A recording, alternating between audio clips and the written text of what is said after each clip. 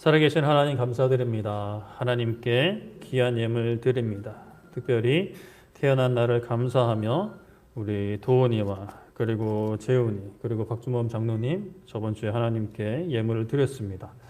하나님 앞에 감사하며 예물을 드리오니 하나님께서 허락하신 삶 기쁨과 감사함으로 채워지게 하시고 진실로 이 땅에 허락하신 우리의 인생의 여정에 감사할 수 있는 삶이 되게 하여 주시옵소서.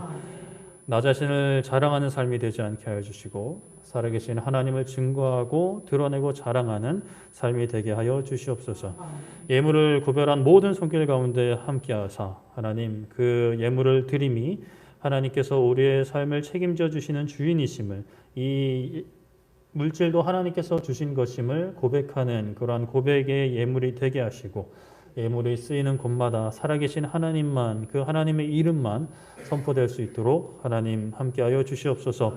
이 시간 말씀 선포되기 원합니다. 하나님의 말씀만 전해지게 하시고 아버지 하나님 그 말씀이 우리의 귀를 통하여 우리의 마음밭에 온전히 심겨질 수 있도록 하나님 이 시간 모든 것 주장하여 주시고 역사하여 주시옵소서. 감사드리며 예수님의 이름으로 기도드립니다. 아멘. 말씀 찾아보겠습니다. 고린도 후서 4장 2절부터 7절까지 말씀 보도록 하겠습니다. 고린도 후서 4장 2절부터 7절까지 말씀입니다. 제가 가진 성경 신약 290쪽 정도에 기록되어 있습니다. 고린도 후서 4장 2절부터 7절까지 말씀 교독하겠습니다. 제가 2절 읽겠습니다. 이에 숨은 부끄러움의 일을 버리고 속임으로 행하지 아니하며 하나님의 말씀을 혼잡하게 하지 아니하고 오직 진리를 나타내므로 하나님 앞에서 각 사람의 양심에 대하여 스스로 추천하노라.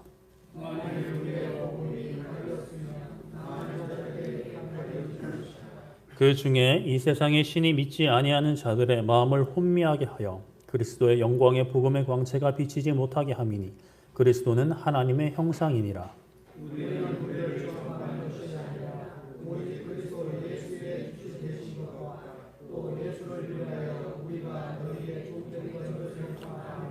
어두운 데에 빛이 빛이라 말씀하셨던 그 하나님께서 예수 그리스도의 얼굴에 있는 하나님의 영광을 아는 빛을 우리 마음에 비추셨느니라. 우리가 이 보배를 질그릇에 가졌으니 이는 심히 큰 능력은 하나님께 있고 우리에게 있지 아니함을 알게 하려 함이라. 아멘. 네, 오늘은 빛으로라는 제목으로 말씀을 나누고자 합니다. 우리 주위에 계신 분들 좀 깨워주시고 오늘 말씀 나누도록 하겠습니다. 네, 여러분들 그 사탕 좋아하십니까? 사탕 중에 저는 별로 안 좋아하지만 추파춥스라는 사탕을 혹시 들어보셨나요?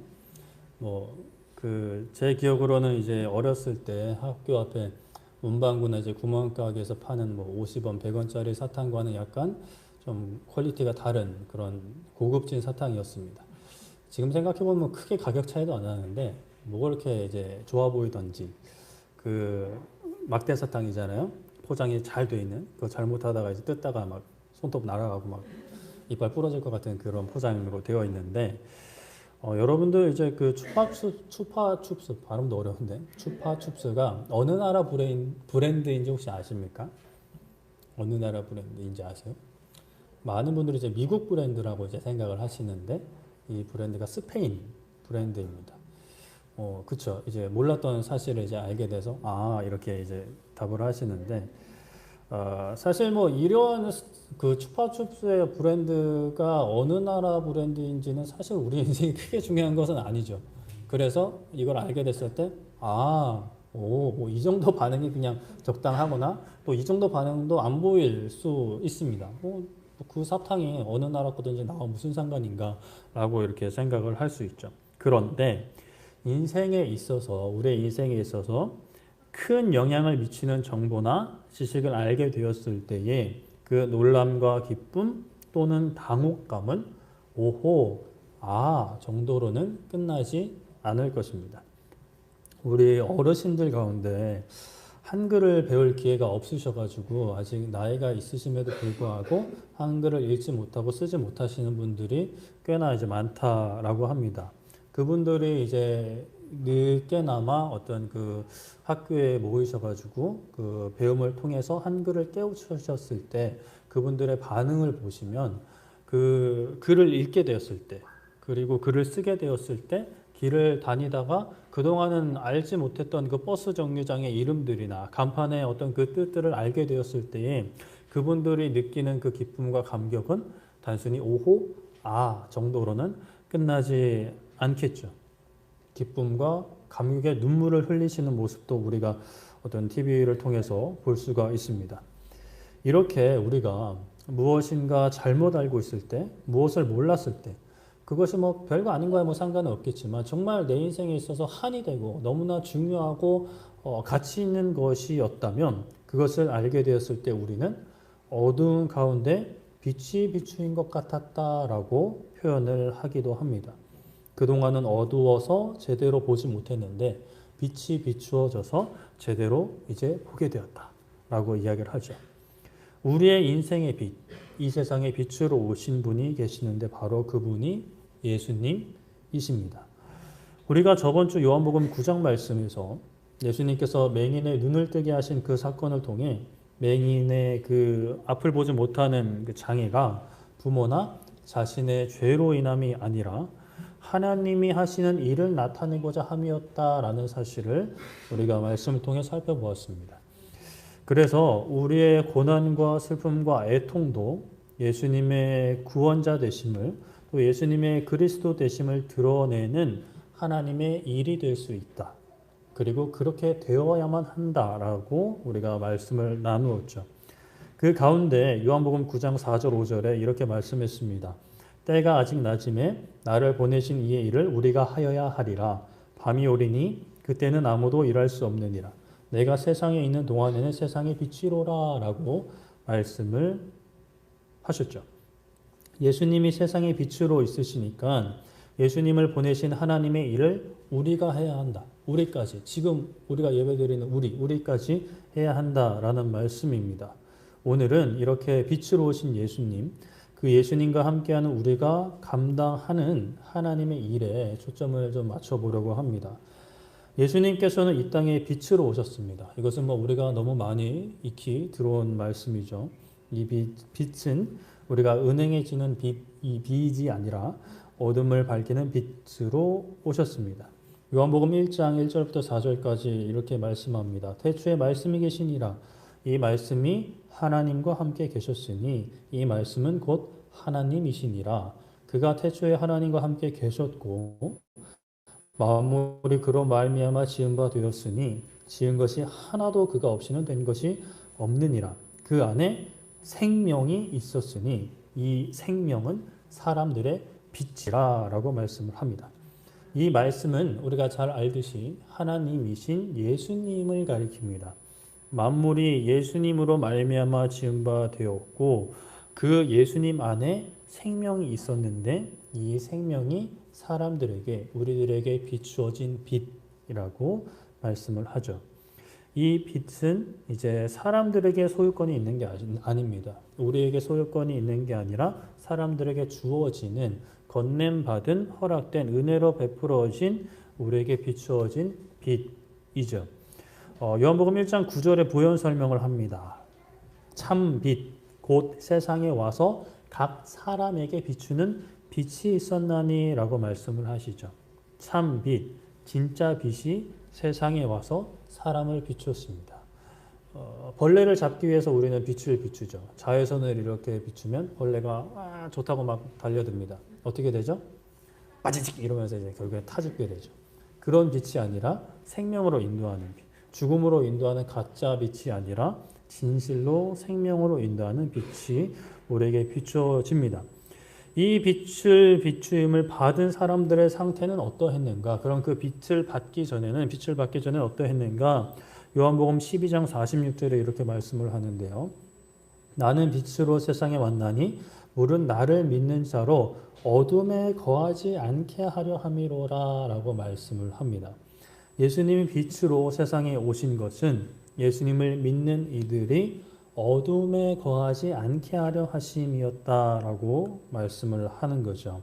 즉 예수님이 빛을 비추기 전에는 사람들이 모두 어둠 가운데 거하고 있었다라고 말씀을 합니다. 어둠이 무엇인가요? 어둠 잘 알고 있죠. 깜깜하여 무엇이 사람인지, 무엇이 동물인지, 어디가 길인지, 어디가 낭떠러지인지 보이지 않는 그 상태가 바로 어둠의 상태입니다.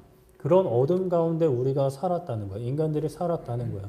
열심히 살지만, 열심히 노력을 하지만, 부지런하게 달려가지만 이게 길인지, 이게 진짜 내가 가고자 하는 그 길이 맞는지, 또는 내가 옆에 사람과 같이 가고 있는데 이게 내 사람인지 저 사람인지 뭐 동물인지 나쁜 놈인지 착한 놈인지를 볼 수 없는 그런 어둠 가운데 살았었던 것이죠.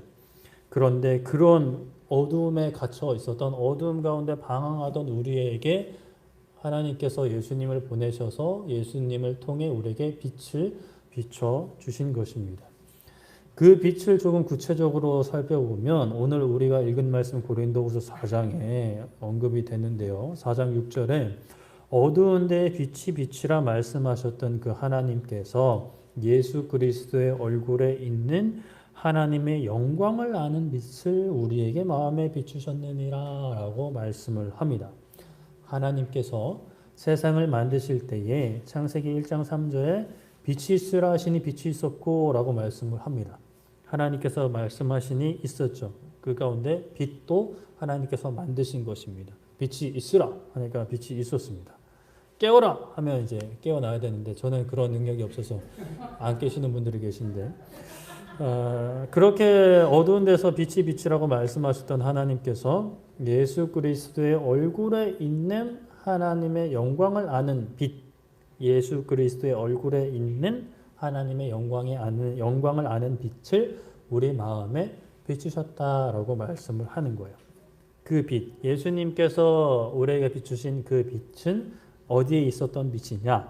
예수 그리스도, 예수님의 얼굴에 있는 빛이었다. 그런데 그 빛은 하나님과 얼굴을 마주하고 있던 예수님의 얼굴, 그 하나님과 대면하고 있던 삼위일체 그 관계 안에서 하나님과 직접 교제하고 하나 된 그 예수님께서 바라보시고 알고 계시는 그 하나님, 성부 하나님의 그 빛을 예수님 얼굴에 이제 받으셨는데 그 빛을 우리에게 비춰 주셨다라는 말씀이죠. 그 빛은 예수님의 얼굴에 있었던 빛은 하나님의 영광을 아는 빛입니다. 하나님의 영광이 뭘까요? 하나님의 영광. 하나님의 영광은 하나님의 본질입니다. 하나님이신 거예요. 하나님의 영광이 하나님. 하나님의 영광이 하나님의 본질인 거죠. 하나님이 누구신가에 대한 답. 하나님이 하나님 되시는 그 무엇. 하나님의 영광을 아는 빛. 삼위일체 교제 속에서 예수님이 아시는 하나님에 대한 지식, 정보를 예수님의 얼굴에 있던 그것을 우리 마음에, 우리의 지식에 비추신 것입니다. 그래서 우리가 예수님의 얼굴을 보게 되면, 예수님을 보게 되면 하나님의 영광을 보게 되는 거예요. 예수님을 볼 때 우리가 하나님을 볼 수 있는 이유가 예수님의 얼굴에 하나님의 그 모습이, 하나님의 본질이 하나님이 계시기 때문에, 예수님이 하나님이시기 때문에 우리는 예수님을 보는 것을 통해 하나님을 보게 되고 예수님을 통해서 하나님이 누구신지 알게 되는 것입니다. 예수님의 말씀을 듣고 예수님의 행적을 살펴보니 하나님이 누구신지, 하나님이 어떤 분이신지, 어떤 마음과 어떠한 계획과 어떤 능력으로 우리에게 함께 하시고 우리에게 사랑을 베푸시는지를 우리가 알게 되는 거예요. 어떻게? 예수님을 바라봄으로. 예수님을 어떻게 봐요? 말씀을 통해 바라보는 거죠. 저번 주에 이제 말씀드린 앞이 보이지 않는 체험을 혹시 해보신 분이 계신지 모르겠습니다. 나중에라도 꼭 한번 해보시고 그러면 이제 우리가 알게 되는 거죠. 주위에 있는 사람이나 사물을 인식하는 것이 얼마나 당연한 것이 아니라는 것을 우리가 깨닫게 됩니다. 사람은 태어날 때부터 죄를 가지고 태어나죠. 인정하든 인정하지 않든 다 죄를 가지고 태어납니다. 단순히 뭐 사람이 태어나서 막그 떼쓰고 약간 이기적인 모습을 보인다고 해서 죄가 있고 뭐 없고 그 문제가 아니라 하나님을 모르고 하나님과의 단절된 상태로 태어나기 때문에 죄를 가지고 태어나는 거예요. 그래서 사람은 이 우주를 볼 때, 이 세상을 볼 때 하나님을 온전히 바라볼 수 없게 됩니다. 하나님께서 이 세상을 만드셨기 때문에 우리 본래는 이 세상을 볼 때 우리는 하나님을 바라볼 수 있어야만 했어요. 하나님의 능력을 바라볼 수 있어야만 했어요. 하나님의 영광을 찬양했어야만 하는데 사람은 죄 때문에 그걸 못하는 거예요. 이 세상을 바라볼 때 그 하나님의 존재를 인정하지 못하는 거죠. 이번 주에 한 천문학자라고 해야 되나? 천문학을 전공하신 분이 인터뷰하는 내용 중에 그런 내용이 있었습니다. 온 우주 만물을 볼 때 인간은 너무나 미약한 존재다. 사실이잖아요. 우리가 이렇게 우리는 지금 우리는 너무 소중한 존재야라고 이야기하지만 우리가 저 우주로 올라갈수록 지구도 작아지지만 그 지구 안에 있는 인간은 너무나 작아지잖아요. 그래서 한없이 정말 티끌보다 더 작은 존재인데 우주 안에. 그렇기 때문에 그분의 결론은 그거예요. 그렇기 때문에 인간은 너무나 소중하다. 인간은 서로를 존중해야 되고 사랑해야 된다라는 결론에 이르는 거예요. 저는 솔직히 그거에 동의를 못하겠어요. 어떻게 티끌과 같은 존재인데 인간이 소중하다는 거지라고 저는 그렇게 생각이 들어요. 만약에 그런 과정이면 티끌만큼 소중하니까 사실 가치가 없어야 되는 것 아닌가요? 제가 아는 인과관계 속에서는 그렇게 되는 거예요. 티끌 같은 존재이기 때문에 사실 있으나 없으나 마나한 존재인데 나 하나의 존재가 이 우주에 뭘 할 수 있다고, 어떤 것을 차지하고 어떤 의미가 있다고 내가 소중한 것인가 라는 결론에 이르러야 되는데 모르겠어요. 그분들은 좀 약간 제 기준으로는 요상하게 이제 결론에 이제 도달하게 되는 건데, 그렇게 사실은 온 우주 만물을 바라볼 때 어떤 사람들은 그래도 이런 결론에 도달합니다. 이 우주가 어떤 우연으로 발생된 것은 결코 아니다. 분명히 어떤 질서가 있고 어떤 초월적인 존재, 어떤 지적인 존재가 있어야만 이 우주가 이 정도로 흘러간다. 운영된다. 왜냐하면 너무나 치밀한 그 법칙과 질서들이 존재를 하니까 조금만 틀어져도 지구의 온도가 확 변하고 그럼 인간이 살아가기 힘들고 생물 자체가 존재하기 힘든 그런 어떤 엄청난 그 확률 안에 지구가 존재하고 인간들이 살아가니까. 그래서 이거는 우연히 만들어진 게 아니다라는 결론에 다다르긴 하는데, 그럼에도 불구하고 그러한 결론을 통해 하나님이 이 세상을 만드셨다. 여호와 하나님께서 이 세상을 만드셨고 우리를 구원하고자 하시는 그 결론에 이르지 못하는 거예요. 왜? 죄 때문에. 죄 안에 죄를 가지고 태어나니까. 아무리 살펴봐도 그런 결론에까지는 이르지 못하는 거예요. 그래서 우리가 죄를 가진 인간이 이 우주를 볼 때 하나님의 영광을 안다는 것은 앞이 보이지 않는 사람이 미술품을 이해하는 것과 비슷한 거예요. 눈으로 보지 않으니까 이 미술품이 어떤 것인지 알지 못해요. 그냥 만져서 약간 촉감 정도를 이해할 수 있는 정도. 이 촉감으로는 색을 알 수 없고, 그리고 도대체 이 그림이 어떤 것을 의미하는지 정말 더듬더듬 겨우겨우 비슷하게는 알 수 있겠지만, 그럼에도 온전히 알 수 없는 것처럼 죄를 가진 인간은 이 우주를 통해 하나님을 바라볼 수 없게 되는 것입니다. 그런 우리에게 하나님께서 예수님을 통해 하나님의 영광을 아는 빛, 예수님의 얼굴에 있던 그 하나님의 영광을 아는 빛이 우리에게 비춰질 수 있도록 하시는 거예요. 그 빛이 우리에게 비춰질 때 앞을 보지 못했던 맹인과 같던 우리의 영혼이 하나님의 영광을 보게 되는 것입니다. 그 빛을 받은 우리는, 그 빛을 통해 진짜 앞을 보게 된 우리는, 그 빛을 통해 하나님을 보게 된 우리는 예수님이 그 빛을 우리에게 비추어 주신 것처럼 우리도 그 빛을 세상 가운데 비춰야 하는 것이죠. 예수님이 하나님의 영광을 아는 빛을 비추어 주신 것처럼 우리 얼굴도 예수님을 대면할 때 그 예수님이 비춰주신 빛이 우리 얼굴에 거하게 되고, 우리 그 얼굴을 세상으로 향할 때 그 빛을 세상을 향해 비추는 겁니다. 어떻게 그렇게 비출 수 있을까요? 환하게 웃으면 비출 수 있을까요? 물론 뭐 찡그리고 있는 것보다 환하게 웃는 것이 더 도움은 되겠죠. 마태복음 5장에 예수님께서 제자들을 향해 나아가 우리들을 향해 너희들은 빛이다 라고 말씀을 하십니다. 마태복음 5장 14절 15절에 이렇게 말씀하시는데요. 너희는 세상의 빛이라 산 위에 있는 동네가 숨겨지지 못할 것이요 사람이 등불을 켜서 말 아래에 두지 아니하고 등경 위에 두나니 이러므로 집안 모든 사람에게 비치느니라 라고 말씀을 합니다. 예수님이 말씀하시는 것은 이제 너희 제자들에게 말씀하시는 거죠. 너희가 빛이야. 산 위에 있는 동네가 숨겨지지 않지. 뭐 어떻게 물타를 치지 않는 한 숨겨지지 않잖아요. 숨겨지지 않고 많은 사람들에게 보이는 것처럼 너희는 드러나게 될 거야. 가만히 있어도 드러나게 될 거야. 숨기려고 해도 숨길 수가 없어. 그리고 등불을 켜서 말 아래에 두지 않고 등경 위에 두는 것처럼 너희들은 널리 그 빛을 비추기 위해서 노력해야 할 거야 라고 말씀을 하시는 거예요.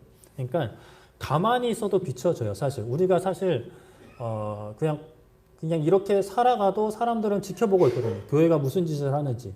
물론 착한 일 할 때는 잘 안 보다가 기억도 안 하다가 나쁜 일 한 번 하고 큰 사건 딱 치고 나면 이제 막 득달같이 달려들어서 이제 막 욕을 하는데 그렇게 우리는 기본적으로 숨길 수가 없어요. 우리의 정체성을. 그리고 그런 것뿐만이 아니라 우리는 노력해서 애써서 우리 자신을 드러내야 할 필요가 있다라고 예수님이 말씀을 하시는 거예요. 그렇다면 우리가 어떻게 그 빛을 비추는가? 어떤 노력으로 어떤 모습으로 비추는가? 마태복음 5장 16절에 이같이 너희 빛이 사람 앞에 비치게 하여 그들로 너희 착한 행실을 보고 하늘에 계신 너희 아버지께 영광을 돌리게 하라라고 말씀을 합니다.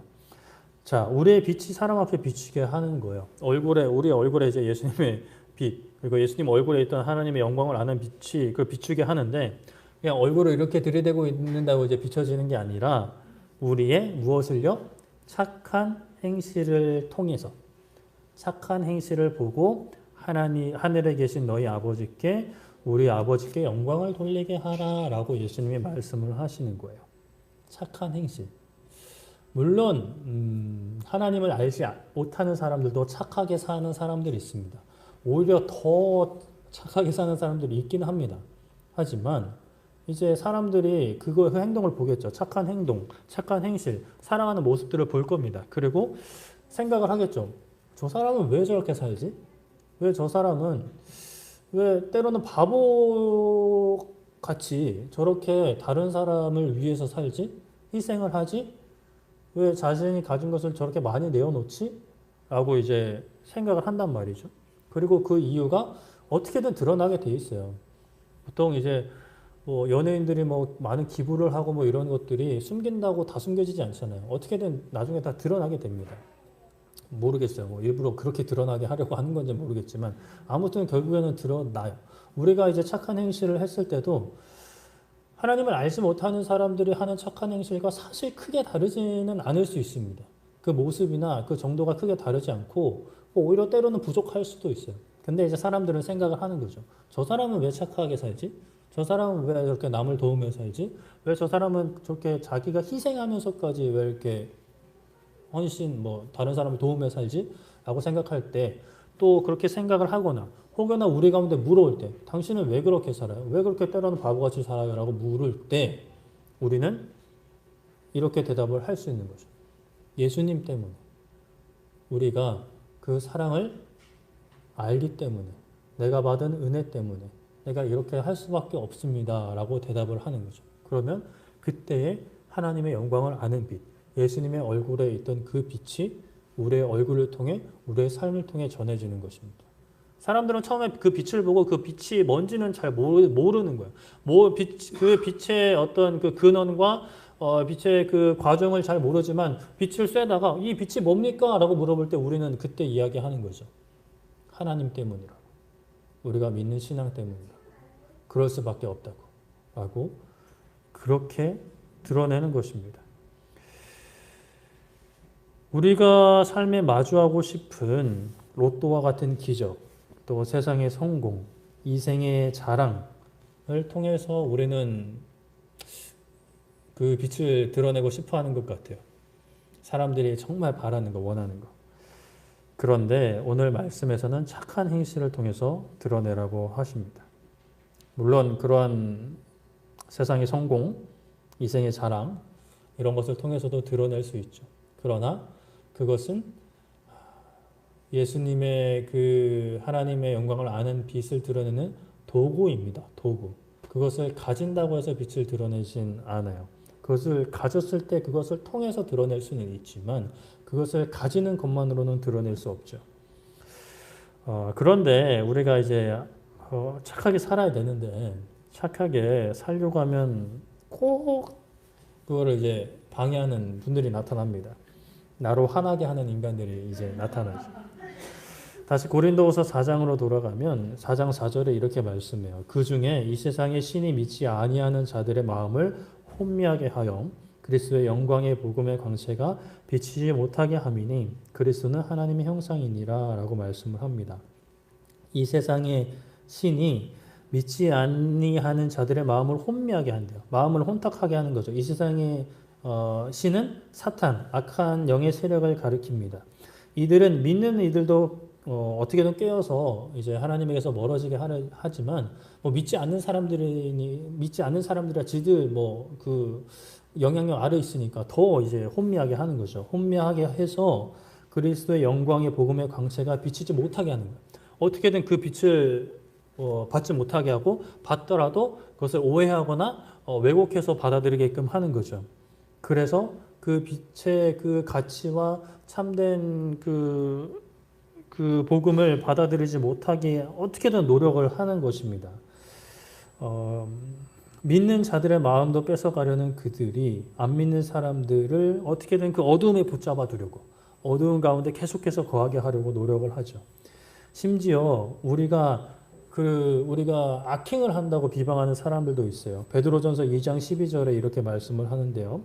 너희가 이방인 중에서 행실을 선하게 가져 너희를 악행한다고 비방하는 자들로 하여금 너희 선한 일을 보고 오시는 날에 하나님께 영광을 돌리게 하려 함이라 라고 말씀을 합니다. 교회가 악하다라고 이야기하는 사람들이 있습니다. 교회가 나쁘다라고 이야기하는 사람들이 있어요. 그런데 참 슬픈 현실은 실제로 교회 안에서 여러 악행들이 일어나고 그리스도인들이 세상에 나가서 빛의 어떤 그 삶을 드러내지 못한 부분들도 분명히 있다는 거예요. 다른 사람 욕할 것도 없죠. 저 자신부터 항상 착하게만 사는 것은 아니니까. 믿지 않는 사람들과 다를 바 없이 탐욕을 쫓고 다른 사람의 아픔은 외면하고 내 곳간만 채우고 있다면 세상 사람들이 그것을 착한 행실로 보거나 그것을 하나님의 영광을 아는 빛으로 여길 수 없겠죠. 그래서 우리는 끝까지 행실을 선하게 가져가야 합니다. 베드로전서 2장 12절에 말씀하는 것처럼 그들이 비방을 하든 말든 그 이유가 사실 어디에 있든지 이유가 우리 안에 있으면 정말 뼈저리게 후회하고 이제 돌이켜야겠지만 어찌됐건 우리는 선한 행실, 착한 행실을 끝까지 가져가야 한다는 거예요. 다른 사람들이 뭐라 하든 비방하든 조롱하든 그렇게 묵묵히 걷다 보면 착한 행실을 통해서 계속해서 빛을 쏟아보면 빛을 쏘는 거죠. 빛을 쏟아보면 은혜를 입은 영혼들은 하나님께 돌아오게 될 것이고 은혜를 입지 못한 영혼들은 마지막 날에 되어서는 계속은 인정하지 않다가 계속은 부정하다가 마지막 날에는 예수님께서 오시는 그날에 결국에는 하나님께 영광을 돌리게 되게 될 것이다 라는 말씀인 거죠. 우리가 그 하나님의 영광을 마지막 날이 되기 전에 예수님을 통해 알게 된 것이 우리는 먼저 알게 된 것이 사실 얼마나 큰 복인지 모릅니다. 그래서 그것에 감사하면서 우리는 열심히 빛을 비추어야 합니다. 그 빛을 비추는 것, 착한 행실을 우리의 삶 가운데 드러내는 것은 그것 또한 영적인 전투입니다. 악행을 행한다고 비방하는 사람들과 멱살을 잡고 싸우는 것은 아니죠. 우리는 우리의 육체의 정욕과 싸워야 합니다. 베드로전서 2장 11절에 사랑하는 자들아 거류민과 나그네 같은 너희를 권하노니 영혼을 거슬려 싸우는 육체의 정욕을 제어하라 라고 말씀을 합니다. 육체의 정욕과 싸워야 해요. 육체의 정욕을 제어해야 하는데 육체의 정욕은 다른 것이 아니라 탐심입니다. 탐심. 탐하는 마음이에요.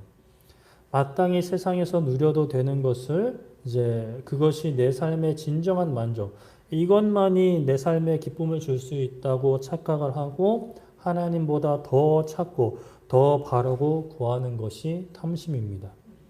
돈이든 명예든 이성이든 인정이든 칭찬이든 그것이 하나님보다 우선되면 그것이 탐심이고 우상숭배인 것이죠.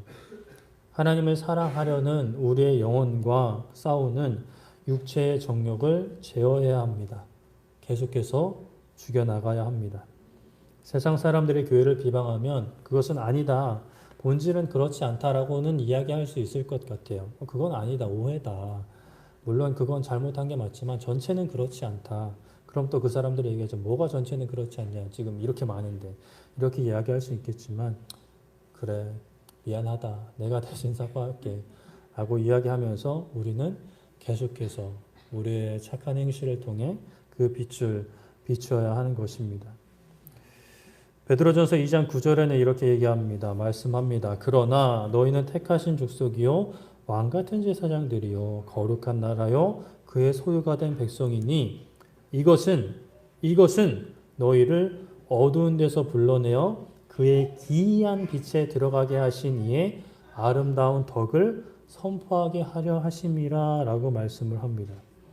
하나님께서 우리를 선택하시고 우리를 왕같은 제사장으로 부르시고 거룩한 나라로 세우시고 그의 소유가 된 백성으로 삼으신 것은 우리를 어두운 데서 불러내어 그의 기이한 빛에 들어가게 하신 하나님의 영광을 아는 빛에 들어가게 하신 그 하나님의 아름다운 덕을 선포하게 하려 하신 겁니다.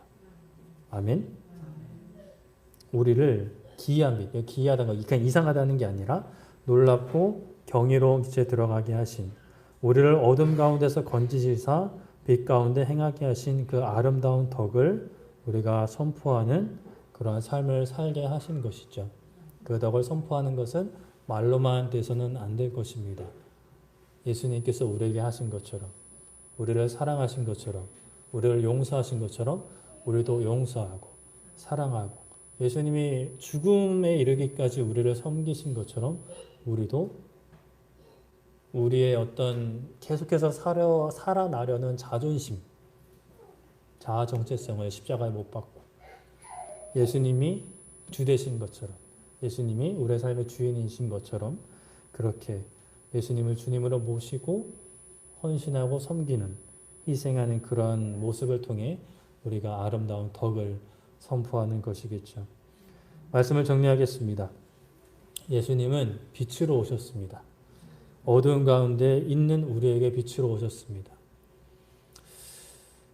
여러분들이 어두운 가운데 행하실 때 어떤 삶이었는지 한번 생각을 해보셨으면 좋겠어요. 내가 예수님을 믿었는데도 아직 어둠에 있는지 빛에 있는지 잘 모르겠다 싶으면 그건 좀 심각합니다. 그건 아직까지 좀 어두운 상황 가운데 있을 확률이 좀 커요. 우리가 어두운 데 있을 때는 삶이 무엇을 위해 살아야 할지 몰랐고 무엇을 위해 나아가야 할지 몰랐고 삶의 이유와 어떤 목적을 물론 나름대로 찾으려고 했지만 나름대로 붙잡고 달려가려고 했지만 그 가운데 헛됨을 느끼고 허무함을 느꼈던 그러한 시기가 있었습니다. 아무리 노력하고 아무리 얻어도 잠깐의 기쁨과 만족은 누리지만 참된 평화와 만족 그리고 미래에 대한 어떤 확신은 있을 수 없었습니다. 그런데 우리에게 그런 어둠 가운데 있던 우리에게 하나님의 영광을 아는 빛이 비추어진 거죠. 우리가 무엇을 위해 살아야 하고 어떤 방향으로 가야 할지 깨닫게 되는 거예요. 부활의 소망을 깨닫게 된 것입니다. 참된 하나님 나라를 소망하며 이 땅 가운데 살아가게끔 우리의 마음에 빛이 비추어진 것입니다. 삼위일체 하나님 관계에서 예수님만 알고 계시던 그 비밀을 우리에게 밝혀주신 겁니다.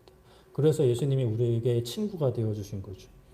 하나님께서 우리를 얼마나 사랑하시고 우리를 죄에서 구원하시기 위해서 어떤 계획이 있으셨는지 어떠한 과정을 통해서 그것을 완성해 나가셨는지 어떠한 희생과 어떠한 아픔을 감당하셨는지 우리가 깨닫게 된 거죠.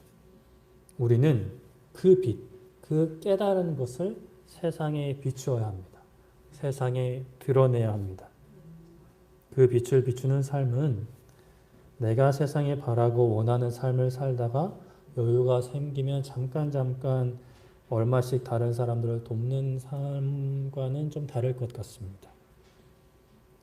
이것이 내 삶의 중심이 되어야 됩니다. 주님을 드러내는 것, 우리에게 비춰주신 그 빛을 비추는 것이 내 삶의 중심이 되어야 합니다. 내가 바라는 거, 내가 하고 싶은 거 다 하면서 살다가 잠깐 이제 틈나고 여유 생기면 하겠다라는 것은 사실 내 삶의 중심이 아직도 어두운 세상 가운데 있는 거죠. 우리는 빛을 비춰야 합니다. 그러나 내가 무엇을 통해서 빛을 비출 수 있는가? 무엇을 통해서 빛을 비추고자 하는가도 우리가 분명히 짚고 넘어가야 합니다. 세상 가운데 높은 자리에 올라가서 또는 돈을 많이 벌어서 물론 좋습니다. 높은 자리에 올라가면 좀 더 멀리 비출 수는 있겠죠. 좀 더 많은 사람에게 비출 확률은 확실히 높습니다. 그리고 돈이 많으면 확실히 할 수 있는 것이 많습니다. 그 돈이 많으면 교회 선교사님들한테도 후원하고 헌금하고 어려운 사람들도 더 많이 도울 수 있는 것이 현실입니다. 하지만 그러나 그 모든 것은 착한 행실을 행하는 데 필요한 사실은 없어도 되는 도구인 것이죠. 그렇기에 우리는 높은 자리에 있든 낮은 자리에 있든 돈이 많든 적든 건강하든 건강하지 않든 우리는 그 자리에서 할 수 있는 선한 행실, 착한 행실을 통해서 우리에게 비추어진 빛을 세상을 향해 비추어야 합니다. 나의 탐욕을 하나님의 영광을 비추는 도구로 사용한다는 핑계로 포장해서는 안 될 것입니다. 내가 진짜 하나님께 기도하는 것, 하나님 이거 주시면 내가 하나님 드러내겠습니다. 하나님 증거하겠습니다.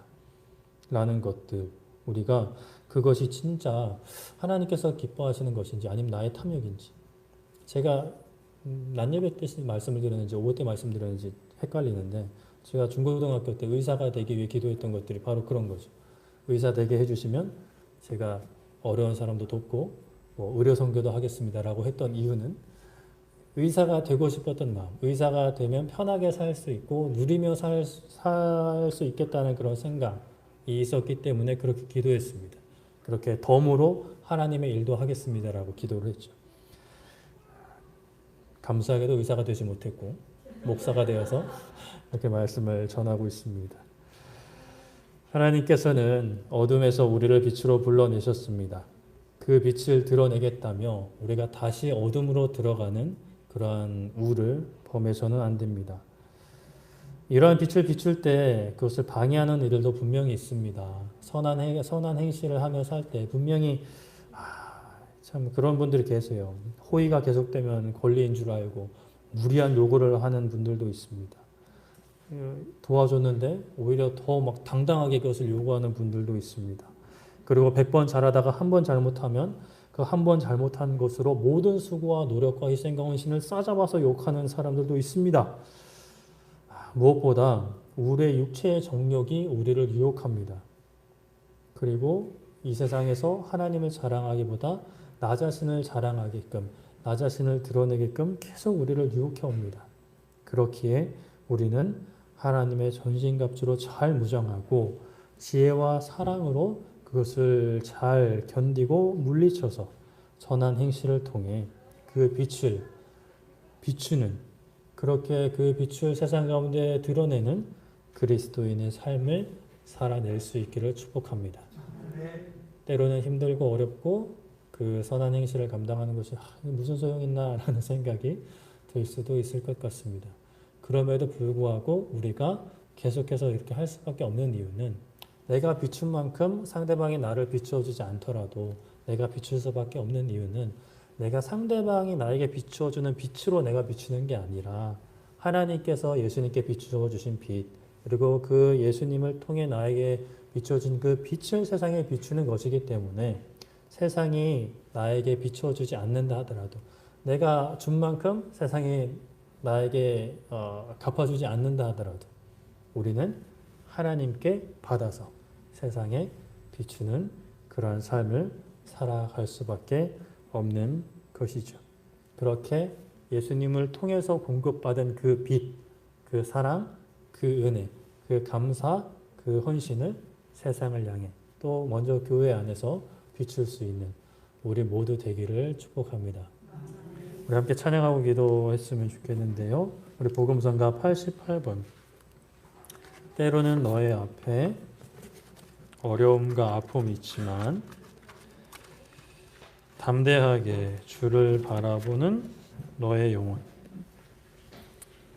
너의 영혼 우리 볼 때 얼마나 아름다운지, 우리의 영혼을 통해 큰 영광 받으실, 하나님께서 영광 받으시는 것은 그 영광을 세상 가운데 선포하는 것입니다. 우리의 영혼을 통해 하나님의 영광이 선포되기를 소망하는 마음으로, 우리의 삶을 통해 하나님의 살아계심이 증거되기를 바라는 마음으로 우리 함께 찬양하도록 하겠습니다.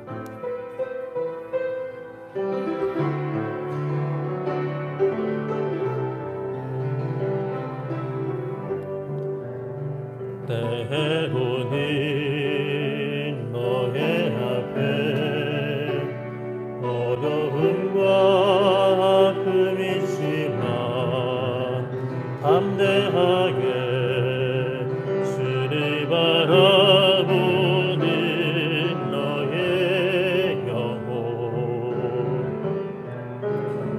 너의 영혼 그리 볼 때 얼마나 아름다운지 너의 영혼 통해 큰 영광 받으신 하나님을 찬양. 오 할렐루야. 너는 택한 족속이요 왕같은 제사장이며 거룩한 나라 하나님의 소유된 백성. 우리 영혼 주님 볼 때 얼마나 사랑스러운지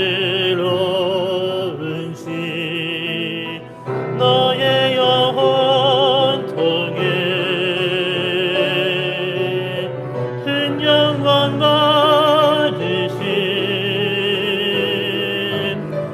하나님을 찬양. 오 할렐루야. 때로는 우리 앞에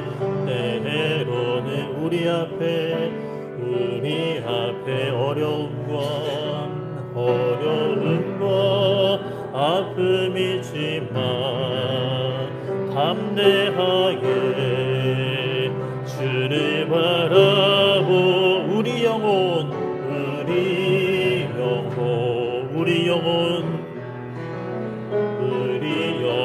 주님 볼 때 얼마나 아름다운지 너의 영혼 통해 큰 영광 받으신 하나님을 찬양. 오 할렐루야.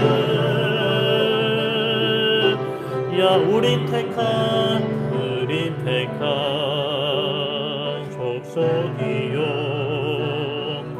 왕같은